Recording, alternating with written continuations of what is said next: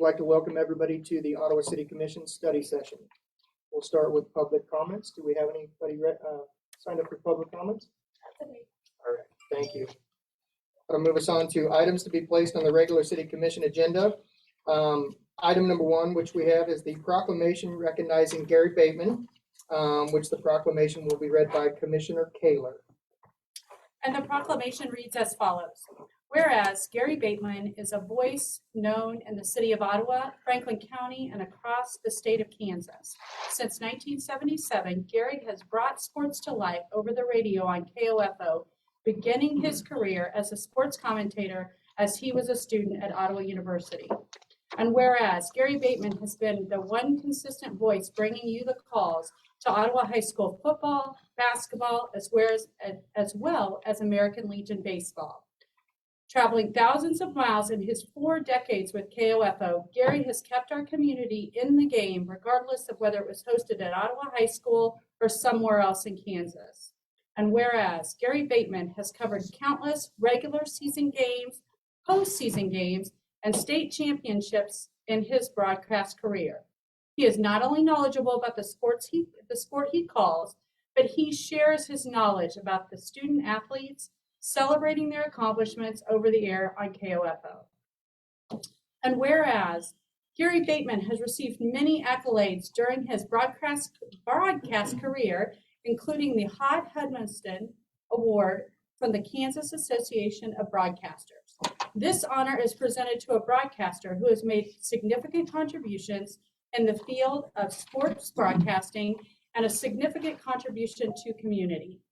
Gary joins an elite group of broadcasters such as Max Falkenstein, Tom Hedrick, Bob Davis, Wyatt Thompson, and Mitch Holthus, who have been honored with this award. And whereas Gary Bateman will call his last regular season home basketball game at Ottawa High School on Tuesday, February 22nd, when the Cyclones host Tonganoxie, and his last regular season road basketball game for Ottawa High School at Spring Hill on Friday, February 25th. And whereas the city of Ottawa, Kansas celebrates the significant contribution of Gary Bateman and what he has done to make our community as the voice of the Cyclones for the last 4 decades. Now, therefore, the governing body of the city of Ottawa, Kansas does hereby proclaim February 25th, 2022 as Gary Bateman Day in the city of Ottawa and urges all citizens in celebrating Gary's illustrious sports broadcast career. Signed this the 21st day of February, 2022 by our Mayor, Eric Crowley. Gary, you want to come up and say a few things?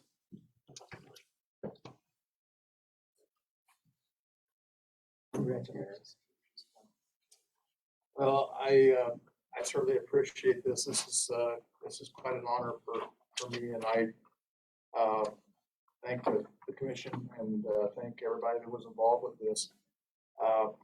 Didn't really start out this way for strange reasons. I didn't do much sportscasting when I first started at KOFO, and eventually turned to the point where Brad Howard called me up about sometime in 1989, I think, and said, "We're going to be doing Ottawa high school games. Would you like to be doing that?" I said, "Well, yeah, that sounds like it might be kind of fun for a change."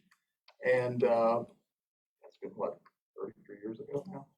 So I've been honored to do all these broadcasts for whoever it might be, whether it be the high school or the surrounding towns, high schools, or the American Legion program. And it's time to pass that baton on to somebody else, but I've had a great time doing it. Thank you very, very much. Thank you, Gary. Derek, you want to say anything? Oh, come on up. So Gary said kind of 89, but I tell you, about a year ago, I had a buddy of mine find a cassette tape at his parents' house, and he gave it to me and said, "I don't have anything to play this on. I'm sure you do at the station. Tell me what's on here." And it was my senior year in high school, and Gary doing the game. So means a lot. Yeah. So Gary not only, and like you said, not only does Gary do Ottawa High School, but what amazes me is, first of all, he's got a memory like crazy. I mean, Gary, like, he can tell you that 95 state game in the 3rd inning when it was a 3-2 pitch on so-and-so. As a broadcaster, if you have that, you're gold. But he cares about the kids. It doesn't matter if it's Ottawa High. If he's doing a Central Heights Wellsville game, he knows those kids, those coaches, those players, so he knows the communities where he goes. It means a lot to those people listening, and he does that so well and has done it for so long. So we're sorry to see him go. I've been working with Gary doing the auto high. I do the PA. He does the radio for 21 years now together, so it's going to be tough for me to see him. So I hope I can do this tomorrow night. We're honoring Gary at halftime at the boys' game tomorrow night. If anyone wants to come, we'll be honoring him in front of the crowd. Sarah's got a few things worked out for that too, and Gary's going to reluctantly get up and speak there as well. But we didn't want him to go out just signing off the air and not recognize him at the game. So anybody that wants to join us tomorrow night, please do. We'll recognize Gary's senior night for the seniors at Ottawa High School will be between the games, and then Gary will be recognized at halftime with all the high school. So thank you for doing this, and Sarah, thank you for helping. As well. Thank you all. Gary, Appreciate it. thank you. Gary, thank you. I don't want to age you, but I think you've been calling games longer than I've been alive. So appreciate it. I've been calling games a lot longer than a lot of people have been alive. Well, yeah, for sure.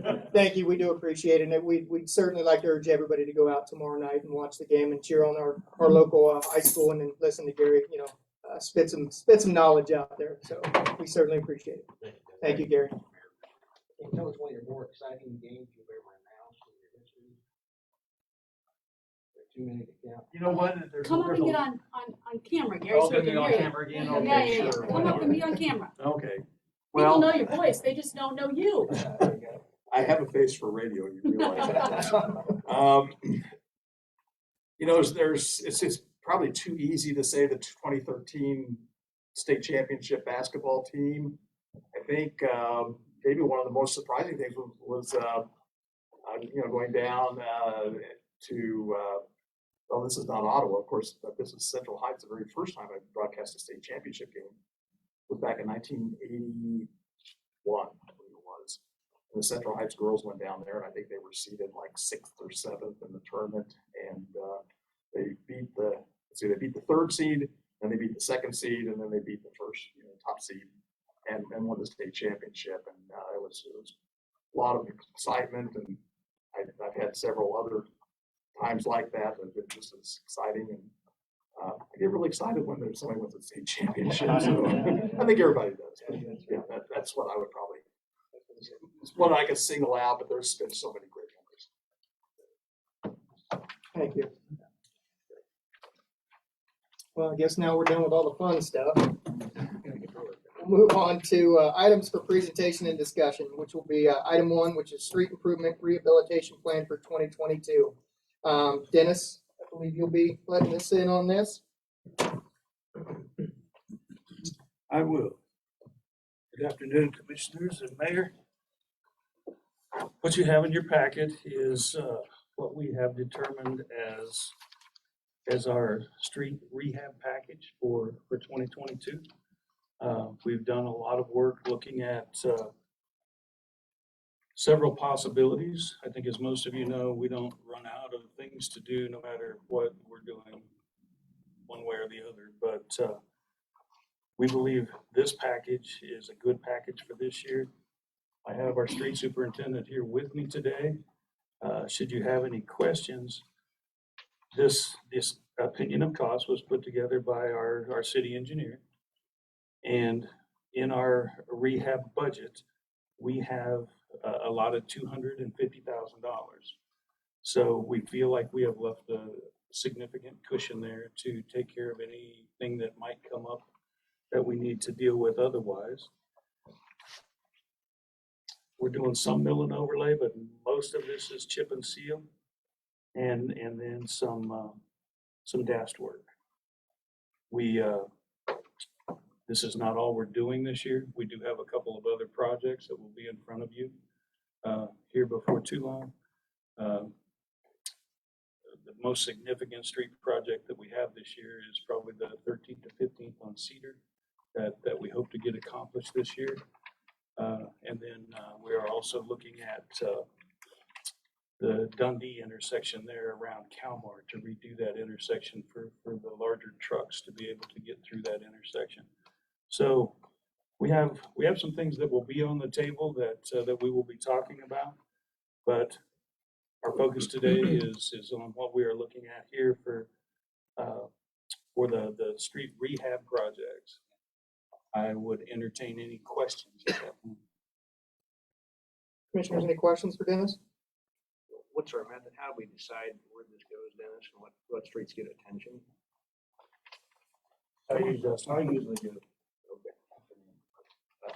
I usually take a cruise around town and look at all the streets, try to make a determination of what's needs done.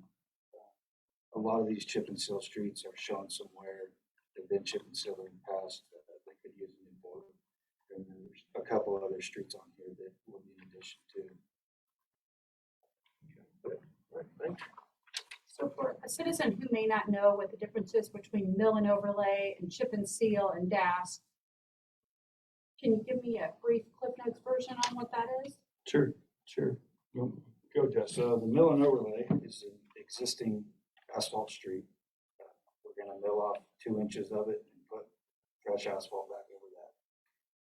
Chip and seal is a combination of oil and some rock. It's rock laid on top of the oil, it sticks, makes a good wearing surface. And then the dast is the same thing. It'll be just a double coat of chip and seal to get started on a fresh street. So really the most, if you think about it, the most invasive is the mill and overlay. I mean, that's the most detailed. Absolutely.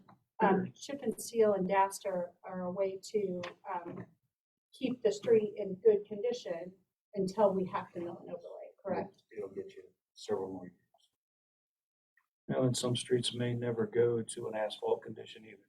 A lot of our streets will, once they're chipped and sealed, that's where they'll stay.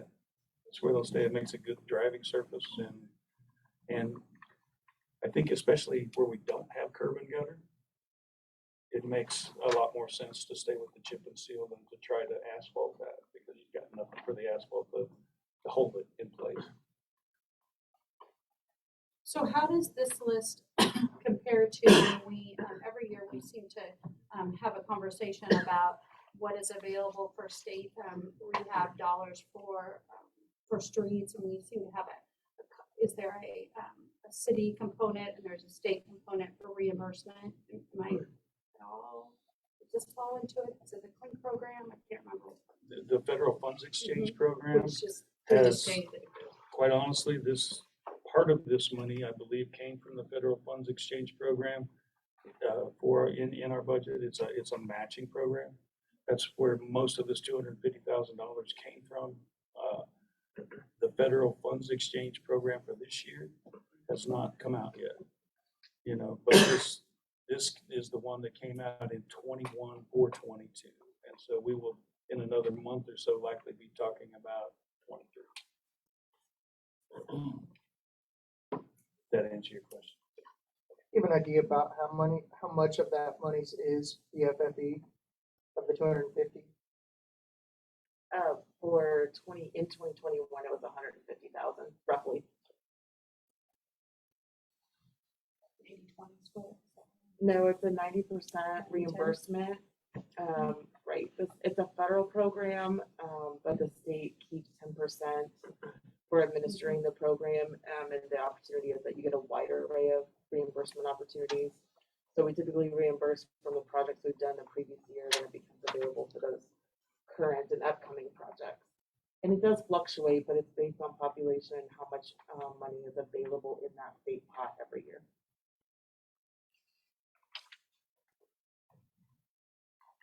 Any other questions, Commissioner?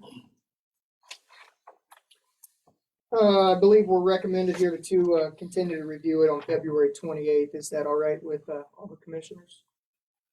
That's what we'll do. We'll bring it back in a week. Well, and I would encourage citizens to really look at it. I mean, this is where we seem to hear from citizens, it seems like in June and July and August, and they're concerned about their street, but really now is the time in which we're making decisions for what happens with our streets in the future. So if a citizen is watching this, you may want to look at it and see, do you have somewhere where your aunt lives or where your babysitter lives or where you live and you're concerned about that particular street? Probably need to look. We are always open to suggestions, and I can tell you for a fact that the list is much longer than this. But as Justin said, we actually get out. We don't just make some kind of knee-jerk decision. We actually get out and look at these streets and make a determination of what we believe needs to be done the worst. And so we are always open to suggestions. We'll always listen to the public if they've suggestions about something they believe needs to be done, there again, at the end of the day, it becomes, it does become our call as to where that goes. All right, Dennis, thank you. Justin, thank you. Thank you. That'll move us on to item 2. It's a cereal malt beverage application for OnCue at 111 North Main Street, and I believe Melissa Reed's going to help us out with that.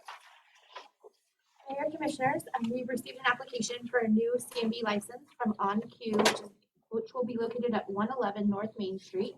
They had their occupancy inspection last week and passed that.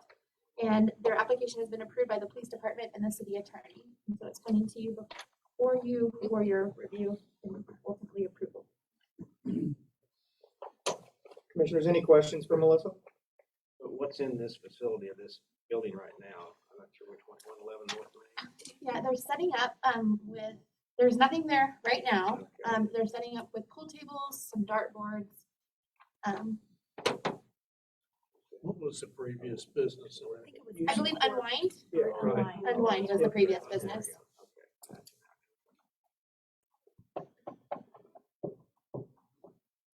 Still.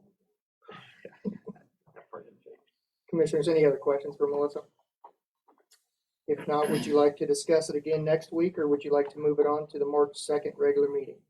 I'm fine moving it on. Yeah, I'm fine moving on. Once we hear from citizens that have some huge concerns. All right.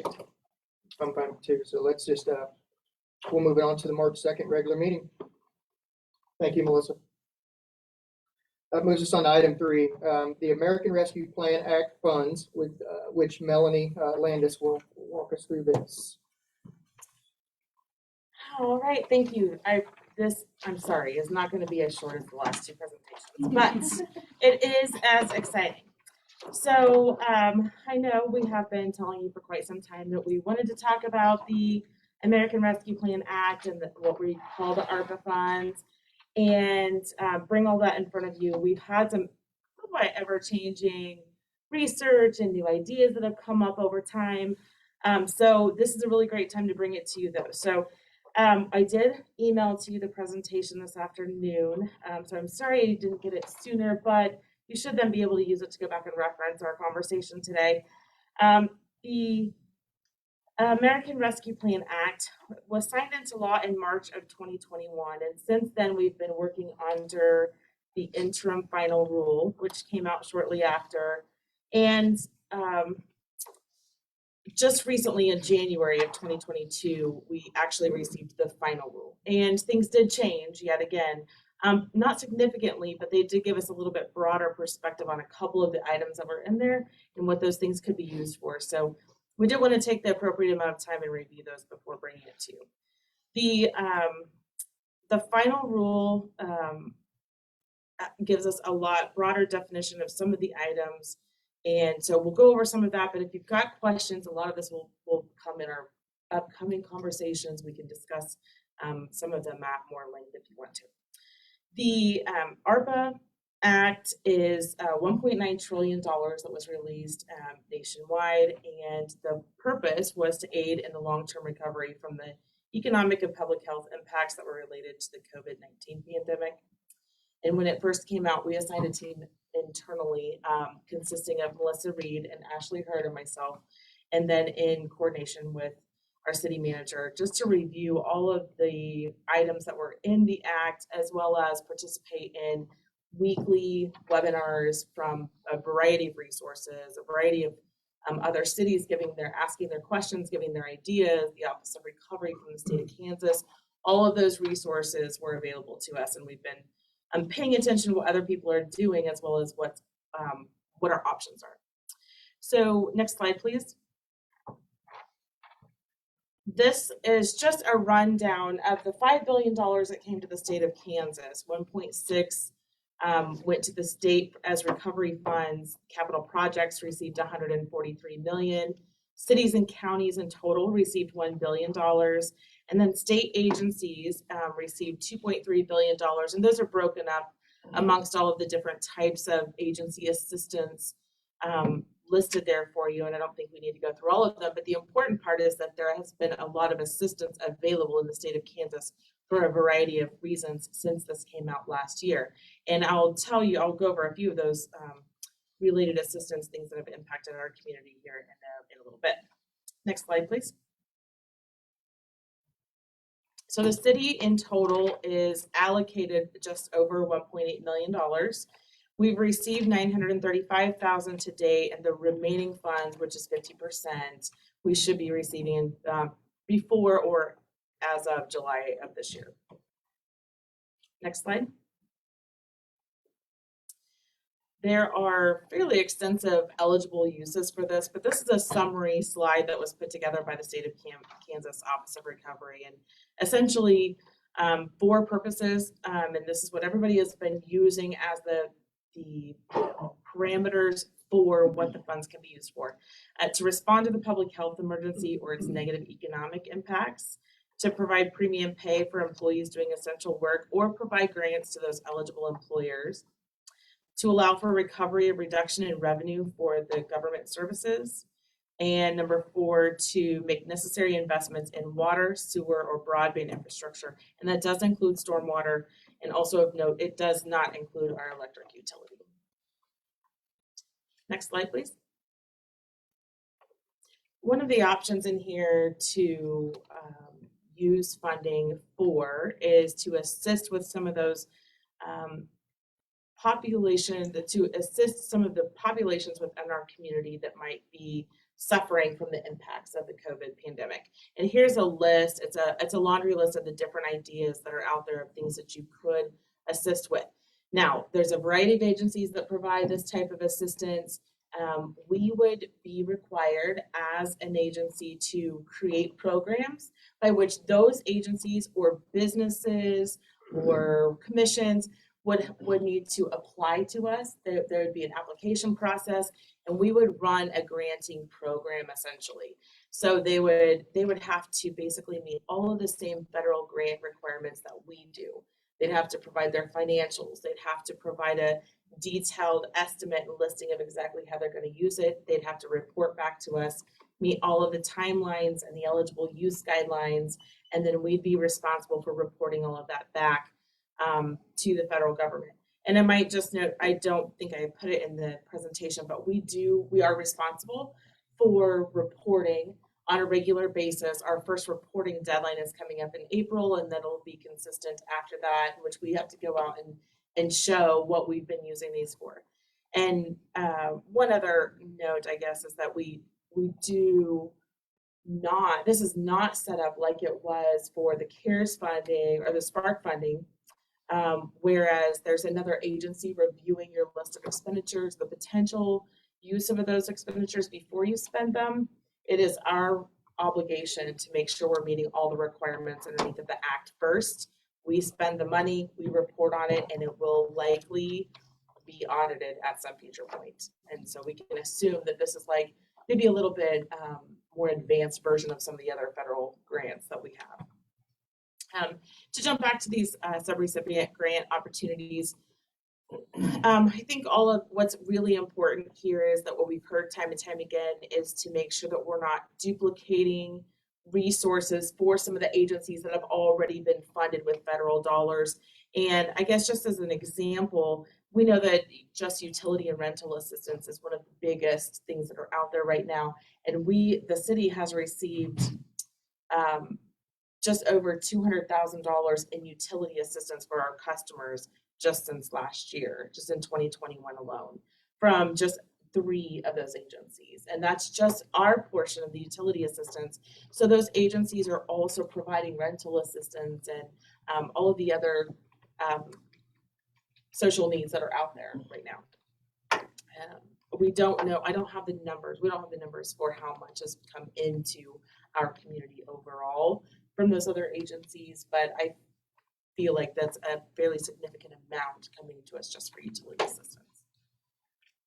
Next slide, please.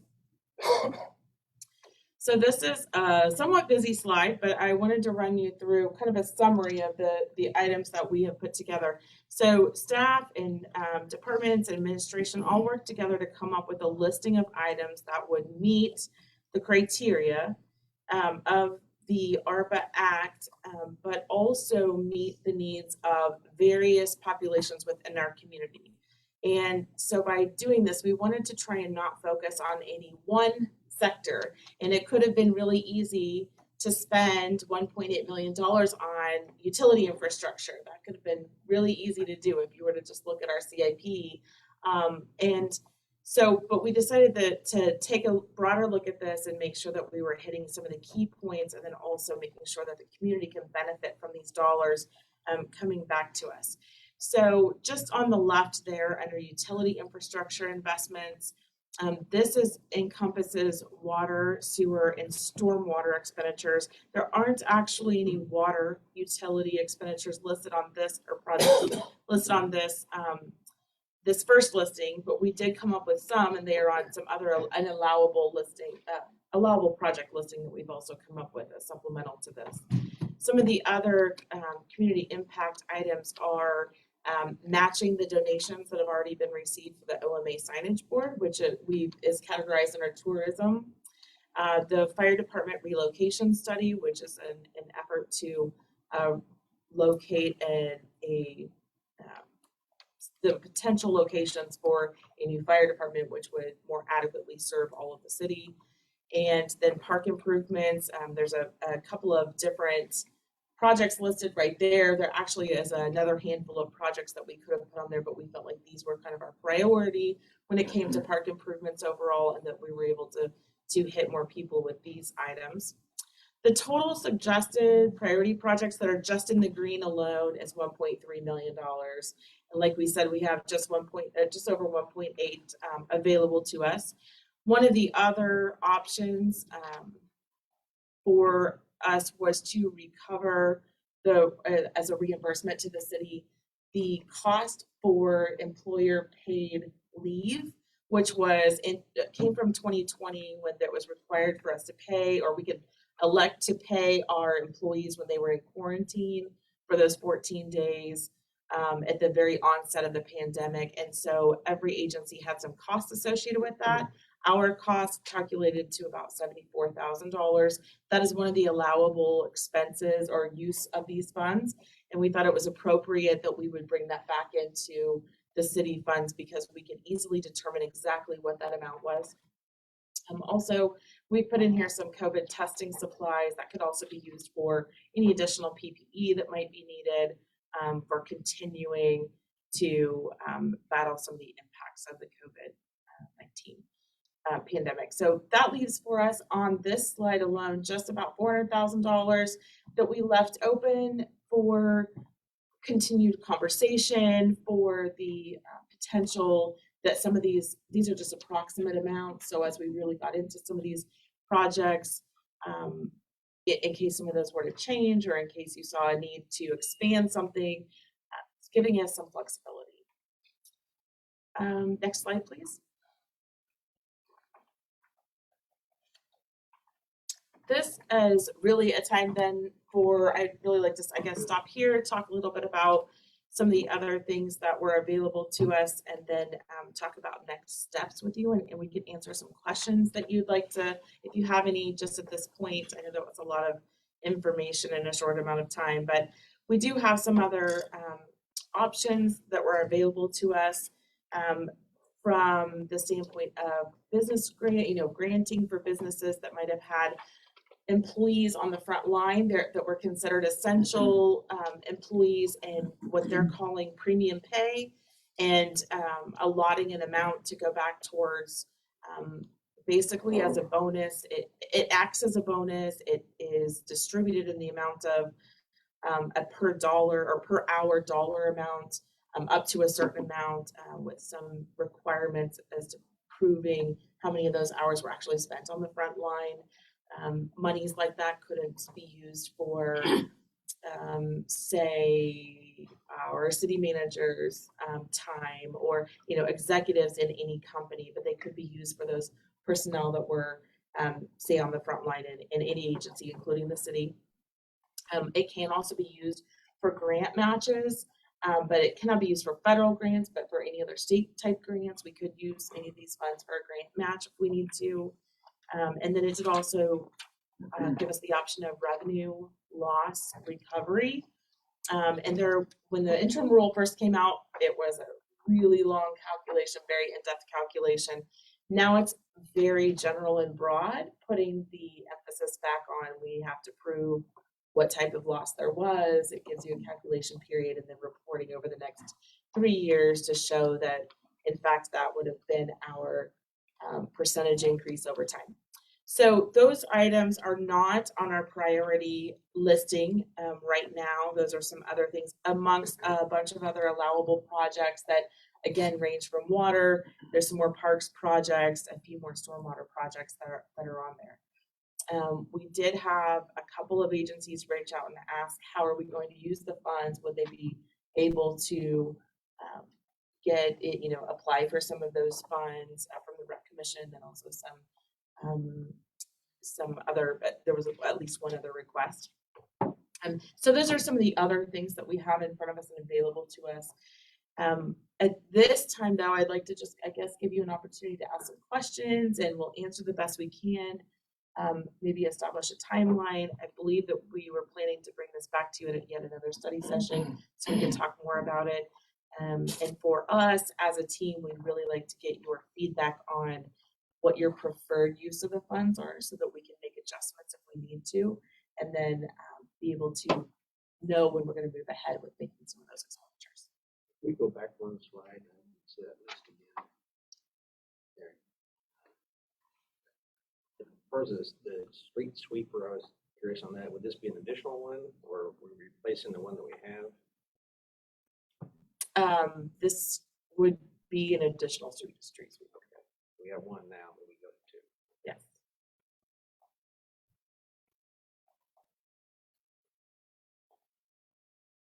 And then on the skunk rod, you know what section they're talking about there as far as investments they're working on? That is a stormwater project that would need to defer to Director Tharp. And as I understand it, that would encompass most of Skunk Rod. It would either be repair and replace, or there is a possibility that parts of Skunk Run might even go back natural.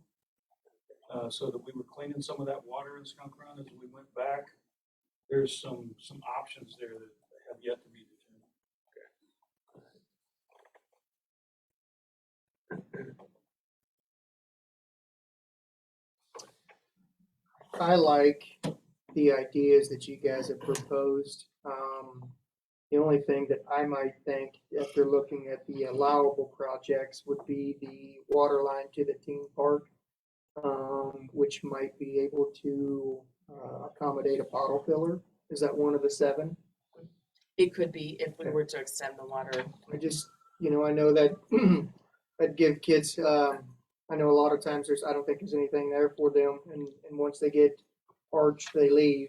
And if we have a bottle filler there, that certainly give them something to be able to fill their bottles with and then stay longer. Mayor, if I may. Sure. The bottle fillers themselves are what we're talking about here. The lines that it would take to get them to them are, I would take the word insignificant, but they're smaller costs that we could absorb within budgets. Sure. We're not talking about huge dollars to get a 3/4 inch or 1 inch line out there to do what we need to do with that. So I think he was referring to the specific item about there is not a water line at the theme park right now, and we would need to run a water there's line not, to it. but we wouldn't use these funds.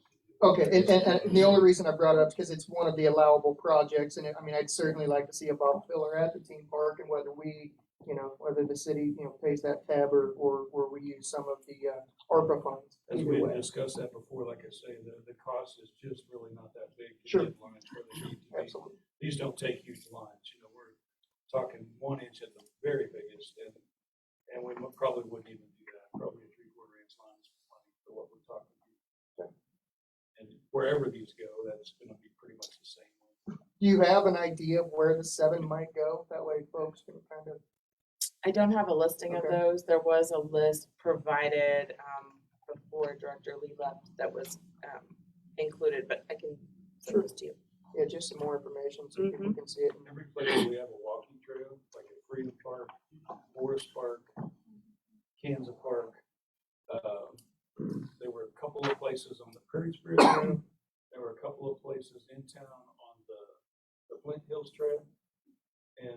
there's what, 6?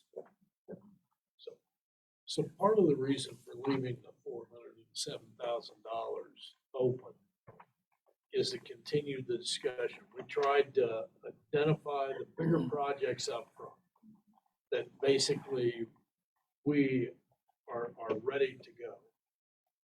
And leave us some, and also you don't have the second payment yet. All you have is $900,000. Not saying that Congress ever reneges on anything, but I tend to look at this a little conservative until we have the money in the bank. So we kind of left that open. That gives you some additional flexibility. And I believe, as one slide said, you don't have to have this spent till 2026. Well, and I don't think we should either. I think, who knows what next year's gonna bring. It might be something that comes up that we could use some of these dollars for. I might just mention one thing. I did have it on the slide, but I didn't mention it. When we have opportunities like this come in, these are one-time revenues, and the best thing we can do with that is for a one-time expense. And one of the things that we heard from other communities was lessons they had learned from previous grant dollars were don't put them into a program that requires long-term funding that they might not otherwise have, because that program can easily fall apart. But certainly an infusion into an existing program or one-time expenditures would be needed for use of that one-time revenue.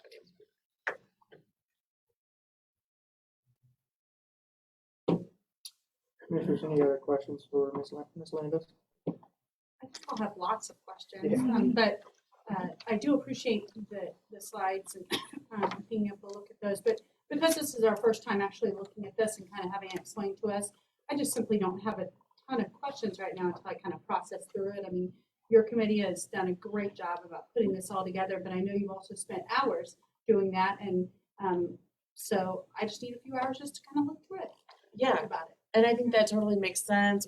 We should put it on another study session, come back, have a little bit more in-depth conversation. And I think, again, one of our questions for you is what types of areas within these would you like to make sure that we're spending the funds? And then we can easily make the recommendations on how those funds could be spent, because we know what those projects are that are sitting out there that are eligible, but until we know where your priorities lie, on how you'd like to see those funds spent, then that will really help us to put a better framework to this. I like your idea of the pickleball court and also the senior agility course, so, which will now be out there pretty soon. Future for I'm thinking ahead, so thinking ahead, right? You need to come see our trainer. She can get you agile. Oh, I'm afraid I've seen her. I'm afraid of that. Rightfully so.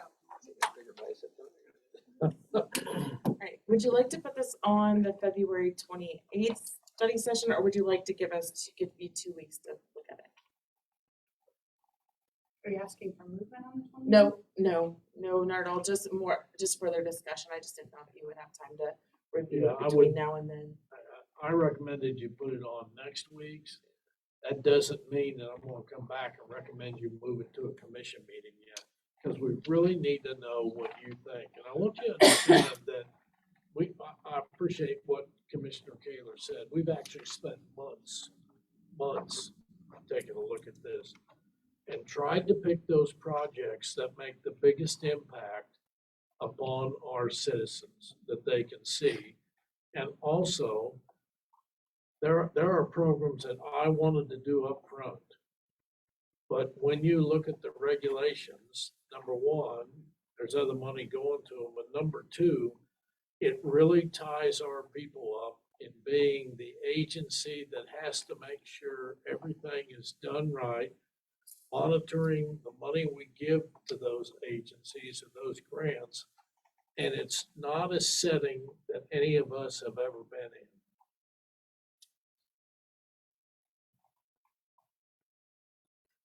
I think we should, discuss it again next Monday, and then, I'm sure at that point that'll bring up some more questions, and we can just have a further discussion afterwards.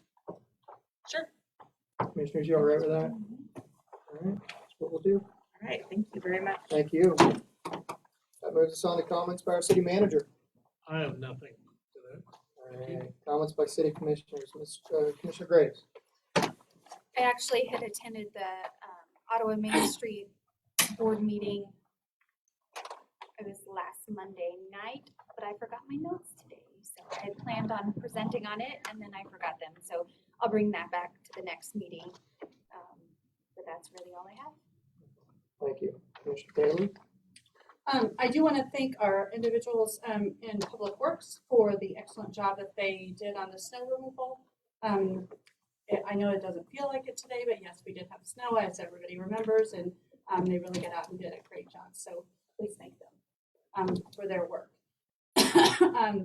I do want to expand a little bit on the proclamation that we did today. And today I wore a shirt that says "Do more things that make you happy." Yeah, I was like making sure it said that because it did say that. And I imagine that at just like at my house, there are many houses.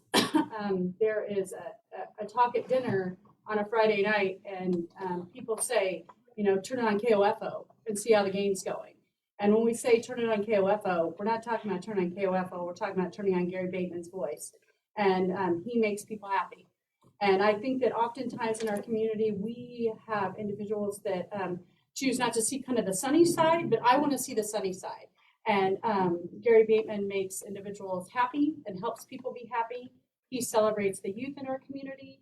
He has been a community cheerleader. He's been a community advocate. He has traveled thousands of miles to tell us what's going on in our community. And sports oftentimes brings community together, and Gary has really done that.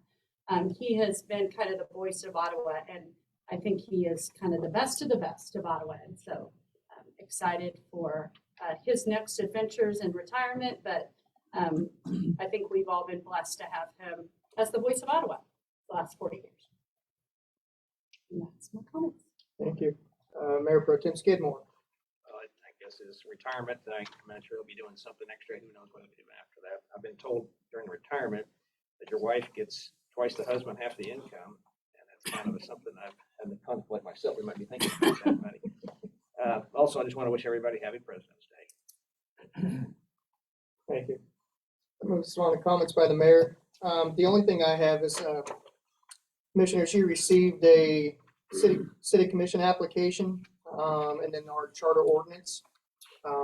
Certainly we had a resignation last week. We have 60 days from that day to fill that vacancy.